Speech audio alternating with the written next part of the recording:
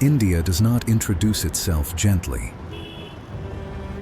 It arrives all at once, in color before shape, in sound before meaning, in heat, dust, prayer, laughter, and movement that never seems to end. This is a land where 1 billion lives unfold at the same time, yet somehow every moment feels deeply personal. Where a man pauses in the middle of chaos to light a lamp. Where a river is not just water, but a mother. Where the past does not sit in museums, it breathes, argues, worships, and walks beside you.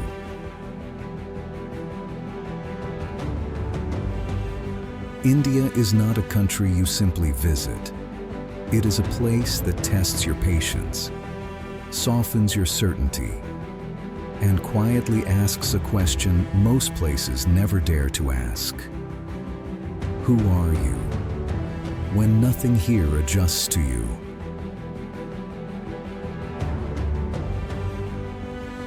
For centuries, travelers came searching for spices, silk, salvation, or answers. Many left with stories. Some left changed. And a few realized that India was never trying to impress them at all. It was simply being itself.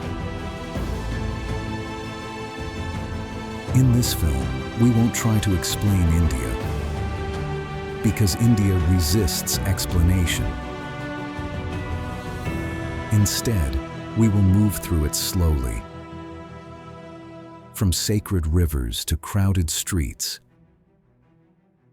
from silence at dawn to nights that never sleep, from ancient rituals to modern contradictions.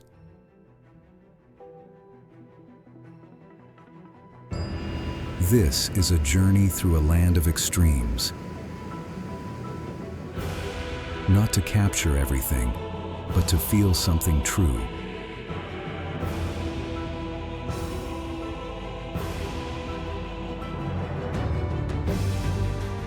This is India. 1,000 worlds in one breath.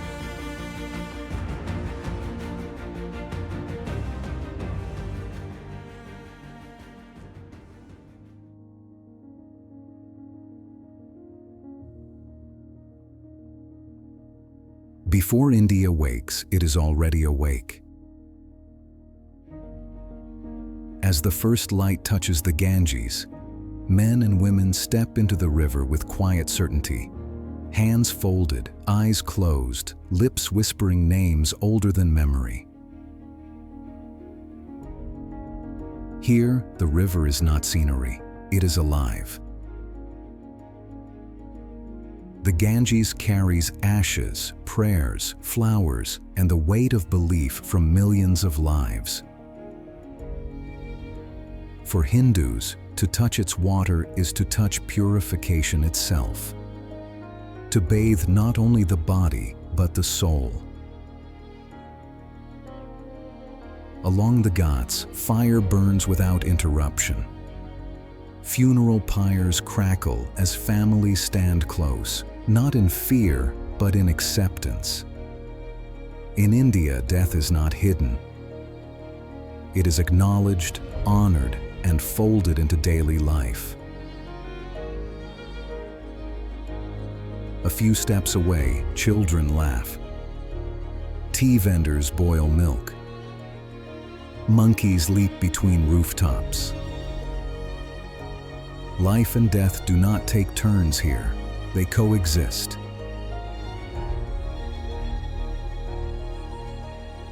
As the city stirs, sound pours into the streets. Bells chanting, bicycle bells, footsteps, voices overlapping without apology. This is India's rhythm, unedited, unfiltered, unavoidable. Travelers often ask how such intensity is possible, how devotion survives inside disorder, how calm can exist inside noise. But in India, contradiction is not a flaw. It is the foundation. A temple pressed against a traffic jam. A sacred cow wandering through rush hour. A moment of stillness in the middle of movement. To move through India is to surrender the illusion of control. There is no straight line here, only flow. And once you stop resisting it, you begin to understand something essential. India is not chaotic. It is precisely as alive as it needs to be.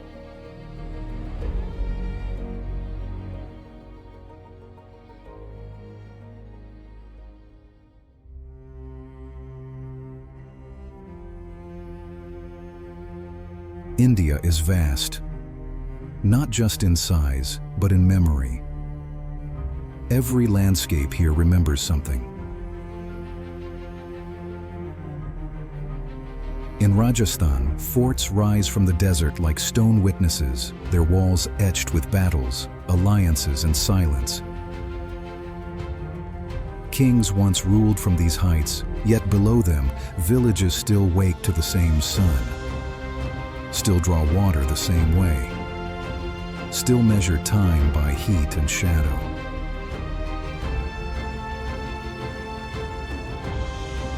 In the north, the Himalayas do not explain themselves. They loom, ancient, indifferent, sacred. Pilgrims climb not to conquer, but to surrender.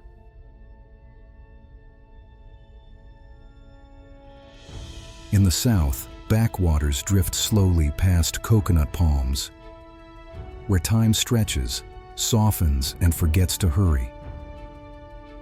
Here, life follows tides, not clocks. And then there is the monsoon. When it arrives, the land exhales.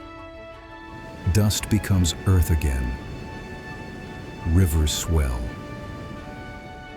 Children run into the rain without hesitation. The monsoon is not just weather. It is relief. It is renewal. It is a reminder that nature still sets the terms.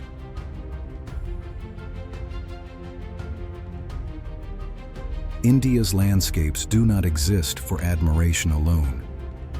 They shape belief, labor, language, and identity.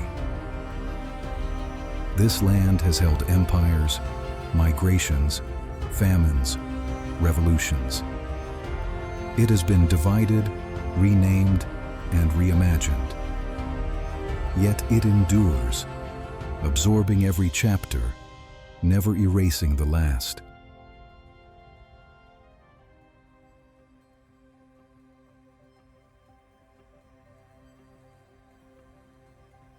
India is ancient, but it is not stuck in the past. The future is arriving here fast, just not all at once. In cities like Bangalore, code is written through the night. Ideas travel faster than traffic, and young minds build futures their grandparents could never have imagined. A smartphone connects a village to the world. A digital payment replaces cash. A satellite launches into space while a farmer waits for rain. This is India's great contradiction, innovation layered directly on top of tradition. A man checks stock prices after morning prayer. A woman runs a global business from a room where incense still burns. An ancient language teaches modern machines how to learn. Progress here does not erase what came before. It stacks on top of it. But speed comes with tension. Opportunity expands, yet inequality stretches alongside it. Technology empowers, yet leaves some behind. India is not racing toward a single future. It is negotiating many, and perhaps that is its strength. Because the same culture that learned to live with contradiction, with many gods, many truths, many paths, may be uniquely prepared to face a world that no longer fits into simple answers.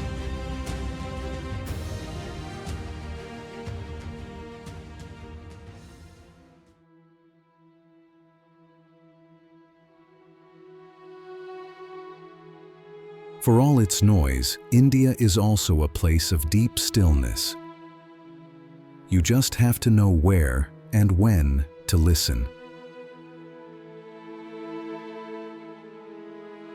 Before sunrise, as cities pause between dreams and duty, there are moments when everything softens. A temple courtyard empty. A riverbank without crowds. A mountain path touched only by wind. This is where India speaks most clearly. For thousands of years, seekers came here not to accumulate, but to let go. Yoga was never about flexibility. Meditation was never about escape. They were technologies of attention, ways to sit with the self without distraction. In ashrams and forests, in caves and quiet rooms, people still come to do the hardest thing of all: to be still without running. Not to reject the world, but to understand it. India teaches that silence is not the absence of sound. It is the absence of resistance. You can feel it in the way incense smoke rises without urgency, in the rhythm of breath during prayer, in the patience of a sadhu who owns nothing and lacks nothing. This stillness does not belong to monks alone. It appears suddenly, in a train window reflection, in a shared smile with a stranger, in the pause before a decision that matters. India does not promise peace, it offers practice. And in those rare, quiet moments, you realize something unexpected. The journey was never outward, it was inward, all along.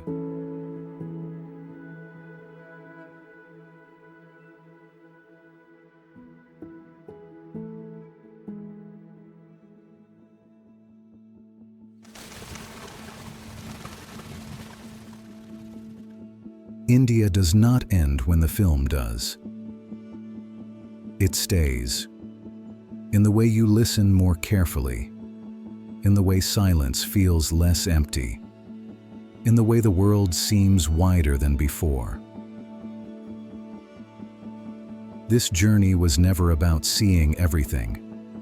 That would be impossible here. It was about slowing down enough to feel a place that refuses to be reduced. If this journey stayed with you, if it challenged you, moved you, or made you pause, leave a comment below. What moment lingered longest for you? And if you want to continue traveling through places that reveal more than they explain, through silence, contradiction, beauty, and truth, subscribe to Atlas Reverie. More journeys are waiting. Until the next place, keep your eyes open and your mind even wider.